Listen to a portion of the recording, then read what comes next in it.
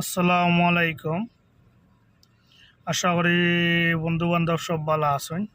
আলহামদুলিল্লাহ আমিও ভালো আছি। আজকেও কথা যারা যারা নতুন প্রবাসে আইতা চাই,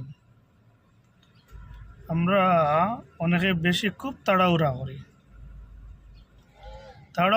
প্রবাস যাওয়ার লাগি। প্রবাসর মাটিত না জানি কোন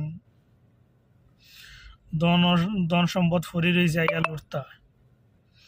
তো যারা তাড়াহুড়া করে আইতে আসে না, এরারে একটু সবর ধৈর্য ধীরে স্থিরে আইবা, কেননা তাড়াহুড়ার কাজ লেটে হয়।